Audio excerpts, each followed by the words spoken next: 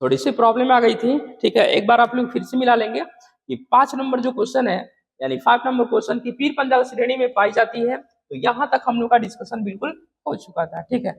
Next हम लोग चलते हैं क्वेश्चन नंबर कहाँ पे 6 पे, ठीक। कह रहा है कि पश्चिमी हिमालय प्रदेश के प्रमुख संसाधन है, ठीक। मैं एक बार आपको फिर से बताना चाहता हूँ।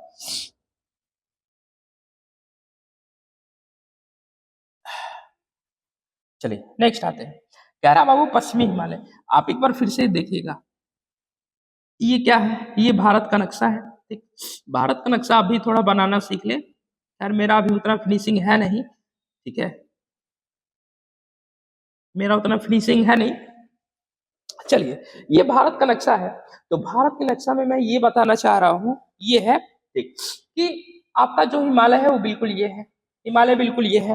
हिमालय का ये वाला भाग जो कहलाता है वो क्या कहलाता है बाबू, पूर्वी। और ये भाग जो कहलाता है वो क्या कहलाता है, पश्चिमी, ठीक। अब उसने ये बोला है कि पश्चिम हिमालय प्रदेश के प्रमुख संसाधन के रूप में कौन सा है, यानी कि इस वाले के रूप में कौन सा है, ठीक है। तो हम लोग लगा लेंगे क्या चीज, हम लोग लगा लेंगे क्या चीज, 1, हम लोग लगा लेंगे क्या चीज, 1, आंसर ए।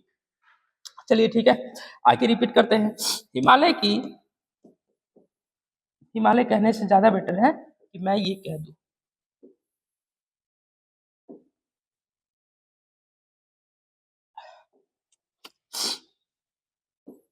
देखिएगा, एक डिस्कशन ये है कि भारत में सबसे ऊंची चोटी, क्लियर है, सबसे ऊंची चोटी। और एक सवाल बन जाए कि भारत की सबसे सबसे ऊंची चोटी, इतना क्लियर है। आप कहिएगा कि सर क्वेश्चन तो सेम लग रहा है, लेकिन यहाँ पर अंतर है कहाँ, अंतर है यहाँ पर, मैंने एक बोला भारत में और मैंने एक बोला भारत की, ठीक है। तो जब भारत की आता है ना तो आप लगा देंगे K2, ठीक है। इसका नाम है बाबू गाडविल, गाडविल आस्टी, गाडविल आस्टी, इतना क्लियर है, गाडविल आस्टी, ठीक। नेक्स्ट आते हैं, करा कि भारत में सबसे ऊंची चोटी हो जाएगा, तब हो जाएगा क्या चीज, कंचनजंगा, कंचनजंगा, इतना क्लियर है। एक बार फिर से समझेंगे ऐसा क्यों। भारत की यानी कि जो पीओके का क्षेत्र है, इस पीओके यानी कि पाक अधिग्रहित कश्मीर में हमारा K2 स्थित है। तो मैंने उस जगह को, पूरे भारत ने उस जगह को अभी तक बोला नहीं कि आपकी है, हम लोग अभी भी इसको मानते चले आ रहे हैं। तो पूछेगा भारत की तो K2, लेकिन भारत में अभी जो विद्यमान है वो क्या हो जाएगा, कंचनजंगा। जैसे मैं एक बात बताता हूं, मैं एक बात बताता हूं कि एक घर में सबसे लंबा, सबसे छोटा, छोटा और ये सबसे छोटा। अगर कहा जाए कि बड़ा कौन है तो आप कह दीजिएगा ये, क्लियर है। लेकिन किसी दिन यह व्यक्ति जो है किसी कारणवश घर से चला जाता है बाहर, ठीक है, घर से चला जाता है बाहर। ये व्यक्ति जो है ये व्यक्ति जो है बाहर चला गया, ये बाहर चला गया। अब कहा जाएगा कि घर में कौन बड़ा है, तो फिर घर में बड़ा ये है, लेकिन घर का सबसे बड़ा कौन हुआ करता था, तो घर का बड़ा ये हुआ करता था, ठीक है। तो वैसे ही ये कंसेप्ट है, ठीक। चलिए नेक्स्ट आगे बढ़ जाते हैं बाबू। क्वेश्चन नंबर 7, क्वेश्चन नंबर 7 कह रहा है, क्वेश्चन नंबर 7 कह रहा है कि संविधान सभा में वयस्क मताधिकार को 15 वर्षों के लिए स्थगित करने की बात कही। जी बिल्कुल, बोला गया था कि संविधान सभा में वयस्क मताधिकार की जो बातें आ रही हैं, ठीक है, वयस्क मताधिकार के आधार पर जो चुनाव हो रहा है वो कितने सालों के लिए रोक दिया जाए, तो 15 वर्षों के लिए। यह कथन जो था, यह कथन था किसका, जवाहरलाल नेहरू का, ठीक है। जवाहरलाल नेहरू नहीं, ये जो कथन है ये है मौलाना अब्दुल आजाद का, क्लियर है। ये जो फिगर है ये देख लीजिए कौन है, मौलाना अब्दुल कलाम आजाद, ठीक है, जो कि पूरे कांग्रेस में सबसे युवा अध्यक्ष हुआ करते थे, मौलाना अब्दुल कलाम आजाद। चलिए बात करते हैं कहाँ पे बाबू, संविधान सभा में वयस्क मताधिकार, ठीक है। तो संविधान से कुछ बातें आ जा रही हैं, कुछ रिपीट मैं कर रहा हूँ, ठीक। चलिए देखिएगा, संविधान सभा की संविधान सभा की पहली बैठक कितने तारीख को? 9 दिसंबर 1946 को। संविधान सभा की दूसरी बैठक कब हो जाएगा? 11 दिसंबर 1946 को। इतना क्लियर है? यही सवाल घुमा देगा, कह देगा कि संविधान सभा की तीसरी बैठक। आप कहोगे कि सर हमने पहला सुना, हमने दूसरा सुना, ये तीसरा। तो तीसरा बिल्कुल 2 दिन बाद 13 दिसंबर 1946। क्लियर है? इसी 13 दिसंबर 1946 को उद्देश्य प्रस्ताव आया। उद्देश्य प्रस्ताव आया लेकिन पारित नहीं हुआ। तो पारित हुआ कब? सवाल ये भी पूछता है। उद्देश्य प्रस्ताव आया कब? 13 दिसंबर 1946 को। ठीक है, उद्देश्य प्रस्ताव पारित हुआ। आगे बढ़ जाते हैं। ठीक,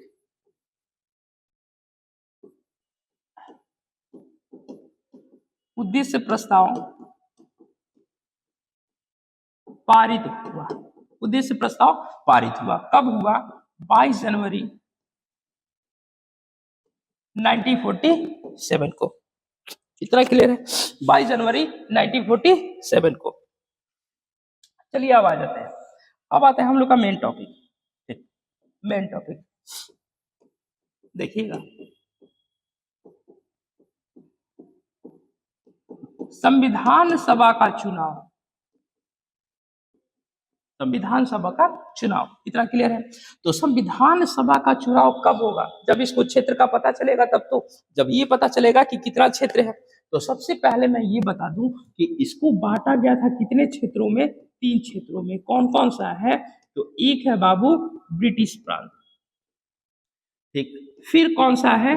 देसी रियासत, देसी रियासत। उसके बाद कौन सा है? तो चीफ कमिश्नरी, चीफ कमिश्नरी। यानी कि इतने तरीके से क्या किया गया? बांटा गया। ठीक है, अब आते हैं इसमें सीटें आवंटित की गई। ठीक है, सीटें दिया गया कितना कितना? तो ब्रिटिश प्रांत को दिया गया 292, 292। दिया गया कितना? 93।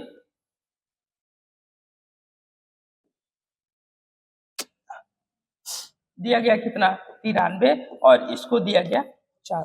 अगर मैं जोड़ दूं ना, हम लोग जोड़ लें, ठीक है, तो जोड़ने के बाद इसका जो भी सीट आएगा वो आएगा 389। इतना क्लियर है? 389। लेकिन अब आते हैं कि संविधान सभा में जो चुनाव हुआ वो कहां कहां हुआ। तो देखिएगा, ब्रिटिश प्रांत प्लस चीफ कमिश्नरी भाग लिए। तो सिंपल से यहां से सवाल बनेगा कि किस प्रांत ने भाग नहीं लिया था? तो कौन सा नहीं भाग लिया? देसी प्रांत। देसी प्रांत भाग नहीं ली थी। लिया कौन कौन? ब्रिटिश प्रांत और चीफ कमिश्नरी। यानी कि चुनाव जो हुआ 292 प्लस 4 कितना में हुआ बाबू? 296 में। क्लियर है? आगे बढ़ जाते हैं। 296 को हम लोग करेंगे क्या?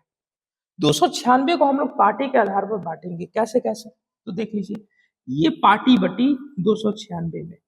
तो 296 में एक बहुत बड़ी पार्टी बनी। वो पार्टी कौन थी? कांग्रेस। कांग्रेस। उसके बाद मुस्लिम लीग। मुस्लिम लीग। एक पार्टी बनी, कौन सी पार्टी? अन्य पार्टी। इतना क्लियर है? नेक्स्ट आते हैं। तो कांग्रेस को इसमें से टोटल वोट मिला कितना? 208। इतना क्लियर है? 208। इसको टोटल मिला कितना? 15 सीटें। ठीक है, अब ये सवाल बनता है कि मुस्लिम लीग को कितना सीट मिला? कुछ नहीं करेंगे, इसको जोड़ के इसमें से घटा देंगे, हो जाएगा कितना? 79। अगर इसको आप जोड़ ले, ठीक है, इसको आप जोड़ ले तो आपको टोटल सीट प्राप्त हो जाएगा कितना? 296 सीट। क्लियर? नहीं, देख लीजिए कितना हो जाएगा? 9 8 17 7 नहीं 8 5 13 और 296 79 93 ठीक है। यहाँ पर ये 213 होगा तब जाके क्लियर होगा। यहाँ पे सीट जो है वो हो जाएगा 213। अब ठीक है 11 5 16 ठीक है। चलिए नेक्स्ट आते हैं। एक बार फिर से मैं रिपीट कर रहा हूँ। कह रहा है कि उद्देश्य प्रस्ताव पारित हुआ कब? 22 जनवरी 1946 को। और संविधान सभा का चुनाव हुआ, बिल्कुल चुनाव हुआ। टोटल कितने क्षेत्र मिले? 3 क्षेत्र। इसमें कौन सा है? ब्रिटिश प्रांत, देशी रियासत, चीफ कमिश्नर। लेकिन भाग लिया किसने किसने? तो ब्रिटिश ने लिया और चीफ कमिश्नरी ने लिया। यानी कि दोनों सीट को हम क्या कर देंगे? दोनों सीट को हम क्या करेंगे? जोड़ देंगे। जोड़ने के बाद कितना आया? 296 आया, जिसमें कांग्रेस को 213, मुस्लिम लीग को 79 और अन्य को कितने मिले? 15। इतना क्लियर है। चलिए नेक्स्ट आगे बढ़ जाते हैं। आगे बढ़ जाते हैं। क्या रहा है? किसने कहा कि संविधान सभा कांग्रेस थी और कांग्रेस पूरा भारत था? ठीक है, बहुत इंपॉर्टेंट सवाल है। ठीक, ये कहने वाले व्यक्ति जो है ऑप्शन ए लगाइएगा, ऑस्टिन साहब। ऑस्टिन साहब ये समझ चुके थे कि जो नए निर्माण भारत का जो निर्माण हो रहा है, जो नए भारत का निर्माण हो रहा है, उसमें अगर मैं कांग्रेस कहूं तो पूरा भारत है, और पूरा भारत कहूं तो इंडिया कांग्रेस है। रीजन क्या है कि कांग्रेस लगभग 3 दशक तक सबसे बड़ी पार्टी बनी रही, और इसके पीछे बहुत सारे रीजन थे। क्योंकि भारत के जितने सारे बुद्धिजीवी लोग थे, यानी कि जिनका बुद्धि बहुत ज्यादा था, वो भी कांग्रेस में थे। निम्न जाति के लोग भी कांग्रेस में थे, उच्च जाति के लोग भी कांग्रेस में थे, महिलाएं भी कांग्रेस में थी। जब हर कोई भाई कांग्रेस में जा ही रहा है तो फिर छोटी पार्टी उत्पत्ति कहां से होगी? नहीं होगी। लेकिन समय बीतते गया और यही कांग्रेस धीरे धीरे विभक्त होकर आज इतनी बड़ी पार्टी बन चुकी है। क्लियर है? पार्टियों की संख्या बढ़ चुकी है। ठीक, तो ये कौन है? जीएसटी। इसमें आते हैं। संविधान सभा कांग्रेस थी और कांग्रेस पूरा भारत है। ठीक, चलिए कुछ इसमें सवाल याद कर लेते हैं। जैसे कांग्रेस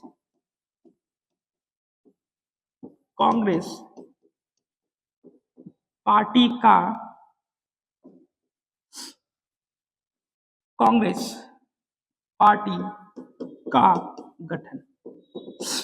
पार्टी का गठन कब हुआ? तो 1885 में। उस टाइम जो यहाँ गवर्नर थे वो कौन थे? डफरीन के काल में।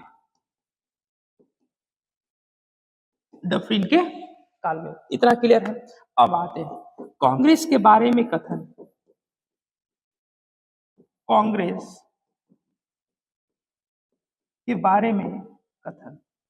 ठीक है, कांग्रेस के बारे में कथन क्या क्या कहा गया? तो कहा यह गया कि कांग्रेस अपने मृत्यु के तरफ लड़ खड़ा रही है। किस व्यक्ति ने इस कथन को दिया? ठीक है, तो वैसे में इसका उत्तर हो जाएगा क्या चीज? कर्जन। ठीक है, फिर नेक्स्ट आते हैं। एक सवाल अभी और भी है और काफी इंपॉर्टेंट है। ठीक, कि कांग्रेस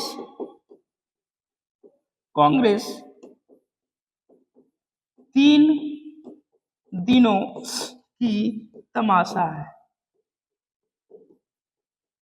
कांग्रेस 3 दिनों की तमाशा है। ठीक है, अगर ये आप देखेंगे तो ये काफी ज्यादा इंपॉर्टेंट है। इसका उत्तर हो जाएगा अश्विनी कुमार दत्त। इतना क्लियर है? अश्विनी कुमार दत्त। चलिए ठीक, अब नेक्स्ट आते हैं।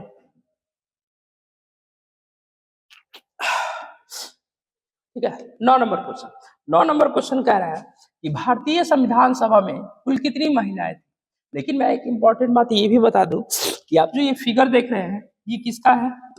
ये जो फिगर है, ठीक, ये जो आप फिगर देख रहे हैं वो किसका है? इसमें पिक्चर, तो ये है हमारे नए पार्लियामेंट का, नए संसद भवन का। तो कमेंट करके आप मुझे ये बताएंगे। ठीक है, कि पुराने संसद भवन का चित्र कितने रुपए के नोट पर रखा गया है। पुराने संसद भवन का चित्र कितने रुपए के नोट पर रखा गया है। ठीक है, चलिए नेक्स्ट आते हैं। कह रहे कि भारतीय संविधान सभा में कुल कितनी महिलाएं थी। जब थी कहेगा, थी कहेगा तो वैसे में लगा देंगे कितना, 15 थी। ठीक, महिला 15 थी, लेकिन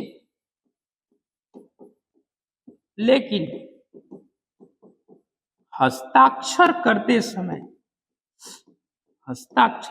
समय 8 थी। बहुत वीवीआई सवाल है।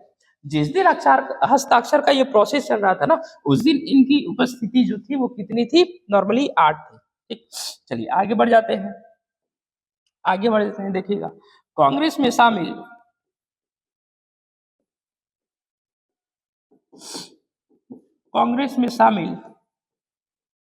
पहली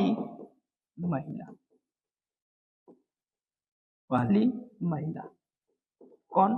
ठीक, नेक्स्ट आएगा कि कांग्रेस में शामिल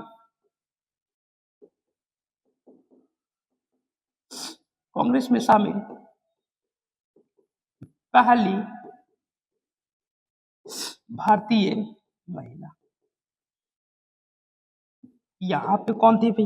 ठीक, तो ये सवाल काफी ज्यादा इंपॉर्टेंट है। ठीक ना, जब पूछेगा नॉर्मली कि कांग्रेस में शामिल पहली महिला, अब ये नहीं पूछ रहा कि वो भारतीय है कि विदेशी है, तब हम लगा देंगे क्या चीज, एनी बेसेंट, जो कि कहां से आई थी, तो आयरलैंड से आई थी। और इन्हीं को माता बसंता भी कहा गया है। डायरेक्ट आपसे सवाल पूछेगा कि माता बसंता जो है वो किस व्यक्ति का उपनाम है, तो हम लगा देंगे क्या चीज, एनी बेसेंट। नेक्स्ट, कांग्रेस में शामिल पहली भारतीय महिला जब पूछेगा तो हम लगा देंगे क्या चीज, सरोजनी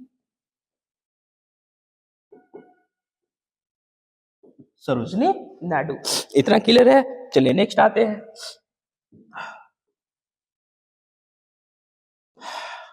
नेक्स्ट आते हैं 10 नंबर, कह रहा है कि कोशिका द्रव्य में महीन शाखित झिल्लीदार अनियमित नलिकाओं का जाल कहलाता है। और यह जाल जो कहलाता है बाबू, वो क्या है, अंतःद्रव प्रद्रव्य जालिका है, जिसको हम लोग ER बोलते हैं, इंडोप्लाज्मिक रेटिकुलम। ठीक है, ER, इंडोप्लाज्मिक रेटिकुलम। ठीक है, ये कितने प्रकार के होते हैं, ये टोटल 2 प्रकार के होते हैं। एक होता है SER, एक होता है RER, यानी कि स्मूथ इंडोप्लाज्मिक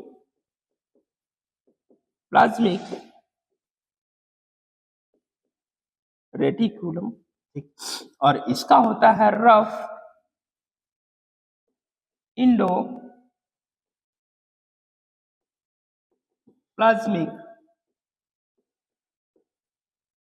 रेटिकुलम। इतना क्लियर है। एक और भी चीज आते हैं। ठीक है, एंडोप्लाज्मिक रेटिकुलम का जो खोज किया, उन्होंने क्या किया, मतलब किसने किया, ER की खोज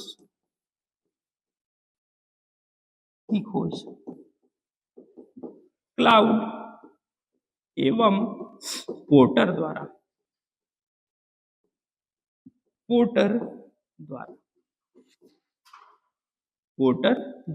इतना क्लियर है। चलिए नेक्स्ट आते हैं। क्वेश्चन नंबर 10 हो गया। नेक्स्ट आते हैं 11 नंबर। 11 कह रहा है कि केवल पादप कोशिका में पाया जाता है, यानी कि ये पादप कोशिका में तो पाया जाता है, लेकिन मानव कोशिका में नहीं पाया जाता है। ठीक है, सवाल पूछने का यही इसका तात्पर्य है। तो वैसे में इसका जो उत्तर है हम लगा देंगे कोशिका। ठीक है, कोशिका भित्ति नहीं, रुक जाइएगा,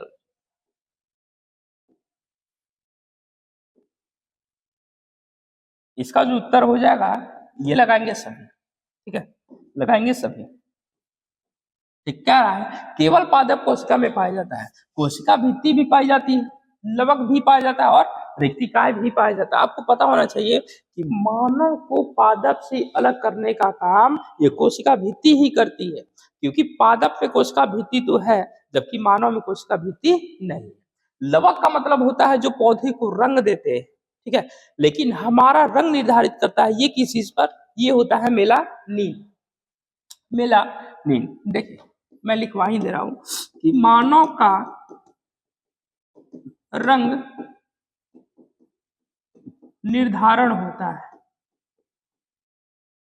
होता है किसके द्वारा, मेलानिन। एक्चुअली जो मेलानिन, जिसमें अत्यधिक मेलानिन है ना, जिसमें अत्यधिक मेलानिन है, ठीक है, वो उतना ही गोरा होगा, और जिसमें कम मेलानिन है उतनी ही काला, ठीक है, उतना ही काला। हमारे शरीर में ये डिसाइड करता है रंग। चलिए नेक्स्ट आते हैं। अवर्णीय लवक पाए जाते हैं। अवर्णीय लवक अभी मैंने समझाया ना, ये वैसे लवक है जो कि रंग प्रदान करते हैं, ठीक है, जो रंग प्रदान करते हैं किसको, तो पौधे। आप देखे होंगे कि पौधे जो है कभी कभार लाल, हरे, पीले इस टाइप के दिखते हैं, ठीक है, इस टाइप के दिखते हैं, ठीक है। तो आखिर ये कारण क्या होता है इस टाइप का दिखना, तो हम लगाएंगे क्या चीज, हम लगा देंगे कि इनके जड़ों की कोशिका में अवर्णीय लवक, यानी कि अवर्णीय लवक वैसे पिगमेंट होते हैं जो रंग प्रदान नहीं करते, और वर्णीय लवक, ठीक है, लिखे दे रहा हूं, वर्णीय लवक रंग प्रदान करते हैं। अवर्णीय लवक रंग प्रदान नहीं। इतना क्लियर है, इतना क्लियर है, ठीक है। चलिए नेक्स्ट आते हैं। नेक्स्ट क्या रहा है कि पायरोमीटर से क्या मापा जाता है, ठीक है, पायरोमीटर, ठीक। तो पायरोमीटर से आप लगा लीजिएगा यहाँ पर उत्तर क्या होगा, उच्च दाब नहीं, क्या हो जाएगा, उच्च दाब। बिल्कुल ये ऐसा ही सवाल है जैसे मैं पूछूं कि हाइड्रोमीटर और एक मैं पूछूं हाइग्रोमीटर, ये दोनों का उपयोग कहाँ है, ठीक है। तो हाइड्रोमीटर जो है ये पानी का दाब, और हाइग्रोमीटर जो है वायुमंडलीय आर्द्रता मापती है। क्लियर है। चलिए यहाँ तक टोटल हमारा सवाल जो है वो खत्म हो चुका है, ठीक ना, यहाँ तक खत्म हो चुका है। अगर मैं बात करूं सेट नंबर 6 का, तो ये 6 का डिस्कशन था। इसके पहले इसके बाद में सेट 7 दे चुका हूं, ठीक है। तो कल हम लोग सेट 7 का डिस्कशन कर लेंगे। आगे बढ़ते हैं। अगर डेली आप ऐसा ही सीरीज लगा रहे हैं तो इतने क्वेश्चंस आपको कराए जाएंगे। ये करना क्या है, ये कॉपी बना लेनी है, प्रॉपर जुड़ जाना है, और जुड़ के प्रॉपर इसको डिस्कशन के थ्रू लिखते जाना है। एक दिन समय आएगा कि हर एक क्वेश्चन आपके मुंह पर रहेगा, ठीक है। ये मैं पूरा कराने के दौरान बीच बीच में रिपीटिशन भी कराता रहूंगा, ठीक है। चलिए बाकी इतना रहने देते हैं, फिर हम लोग मिलेंगे कल। धन्यवाद।